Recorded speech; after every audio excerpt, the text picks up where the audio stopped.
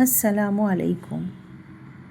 দাসদাসীদের প্রতি মানবিক আচরণ নিয়ে তার হাদিস, যেখানে আবু দর রাদিয়াল্লাহু তাআলা আনহু বলেছেন, রাসূলুল্লাহ সাল্লাল্লাহু আলাইহি সাল্লাম আমাদেরকে শিখিয়েছেন মানুষের প্রতি ন্যায় ও দয়া প্রদর্শনের গুরুত্বপূর্ণ শিক্ষা।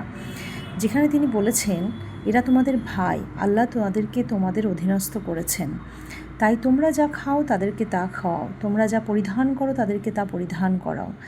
তাদের ওপর এমন কোনো কাজ চাপিয়ে দিও না যা তারা সামলাতে পারে না, আর যদি দাও তাহলে তাদেরকে সাহায্য করো। এই হাদিসটির মূল শিক্ষা হচ্ছে মানুষের মর্যাদা সবার ওপরে। কেউ কারো জাত, বংশ, অবস্থান বা দায়িত্বের কারণে তুচ্ছ নয়। রাসূলুল্লাহ সাল্লাল্লাহু আলাইহি সাল্লাম পরিষ্কার করে বলেছেন, মানুষই সবার ভাই। খাবার ও পোশাকের সমতা। যে মানুষ আমাদের সঙ্গে কাজ করে, আমাদের সহায়তা করে, তাদেরও যেন সম্মানজনক খাবার ও পোশাক দেওয়া হয়। এটা শুধু দয়া নয়, এটা ন্যায়েরও একটি রূপ। অযথা তাকে কষ্ট না দেওয়া। কাউকে এমন কাজ দেওয়া ঠিক নয় যা তার সামর্থ্যের বাইরে। মানুষকে ভেঙে দেওয়া নয়, মানুষকে সহায়তা করা হচ্ছে ইসলামের শিক্ষা।